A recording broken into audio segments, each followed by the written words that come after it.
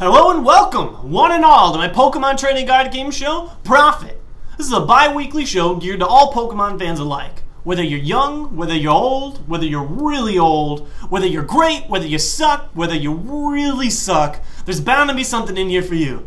Every Thursday I'm doing a deck analysis, every Sunday I'm doing a topic discussion, and every 15th of the month I'm doing a rap song. Yeah, that's right, a rap song. So yeah, that's the basis of the show, and be sure to click subscribe and tell all your friends, even the ones you don't really like. You're bound to profit from the advice I have to give. Lol, lol, lol, lol, lol. I'm so funny!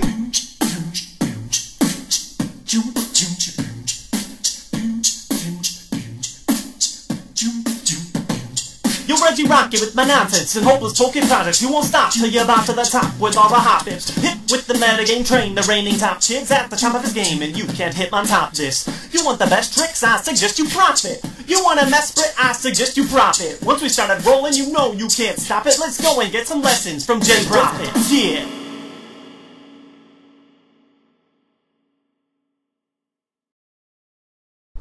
Zap. Yeah, man. That's where it's at.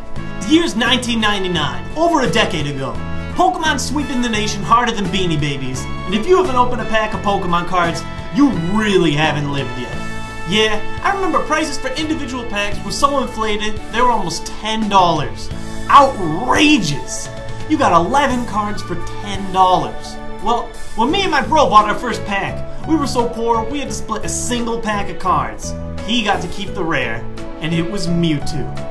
The first pack ever, and he got the frickin' best Pokemon in the game. Or, so I thought. To be honest, a good 99% of the people who ever played the Pokemon card game didn't know jack about the game. Who cares about playing with the cards when you could throw your Charizard in your binder and brag to everyone at recess? If you had a holographic card, you were king of the school for the day. You had it made. We all had our legends of what the text said on the pictures. Well, what's HP? Well, that's hit points. Or is it health points? I had a kid who was convinced that it meant horsepower. Or how about the stars and circles and crap in the corner? Well, all we knew as kids was if it was a star, it was the best card you've ever seen. And what's with all these trainer cards? Professor Oak? Bill? Where's the Ash card? Nobody wanted the trainers. One of my friends traded a bag of 30 trainers for a couple of diamonds on the playground once. And energy cards? Well, those were the real crap. What the heck is energy? Is it like a TM? These were the cards you really hated. You had them lying all over the house. I had a friend who told me that for every energy you had, your Pokemon was more powerful. He had a binder filled page to page with 1 Alakazam and 50 Psychic Energy. Hot dang was he tough. And how about these circles with stars on them in the corner? My friend convinced me that those added even more rarity. Just look at Charizard. He's a star, he has the most horsepower, he has the highest number with his attack, and he's got 3 circle stars in the corner. What a beast. Or so I thought. Well, everything changed with Zap. Look at that. You get 60 frickin' cards for 15 bucks. What a deal. Plus, you automatically get Mewtwo. It was such a deal, it was like stealing. The only bad thing was, almost half the deck was full of the energy I hated so much, and another 1/6 of the box was full of more trainers. What a rip. Well, the box came with a couple other things too, but among them was the Holy Grail, the Advanced Rulebook. Well, what's the original rulebook? I didn't care. All I knew was if I wanted to be a Pokemaster, I had better read this advanced piece of literature. Well, to put it short, this little book is the Bible of the Pokemon card game. After I read this book, everything changed. So you played with a 60 card deck and energy powered attacks, and you gotta evolve them up and play the bigger Pokemon, and the trainers let you draw through the deck, and you can only have 4 of the cards, and the stars for the quarters were trick costs, and it's actually a bad thing, and there's 6 prize cards to the side, and if you do enough damage to cover up the HP, then you get to take prize, and if you take them all, you win! Ah! What's going on here? There's a game with these cards? Heck yeah, there is. And I was ready to play it. Not that I knew how to play, I was gonna be the very best there ever was.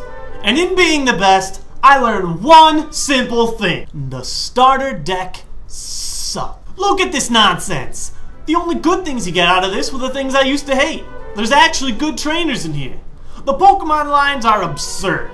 For Pikachu, yeah, he's so popular, he's gotta be good, right? Wrong, he sucked. 3 Magnemite? No Magneton. Doesn't matter, they both sucked. Too drowsy? Hypno didn't even exist yet. What a stinker. And Ghastly? Ghastly is the unholy grail of bad. He's down there on my list of the worst 20 cards ever printed. Yeah, we'll get to that one day. Even the Mewtwo that you got, which was so sparkly and awesome, sucked. The only impressive thing in here was Kadabra. Look at that. 3 for 50. What a deal. Too bad he only had 60 HP. Yeah, other than learning how to play the game, the starter deck was a joke. So I played for a while, hit some Toys R Us leagues, learned that I sucked some more, and eventually slowed down and stopped playing when the gold and silver cards came about. After all, once you're in 5th grade, all that matters anymore is being cool. And I don't know who, but somebody decided that Pokemon just isn't cool anymore.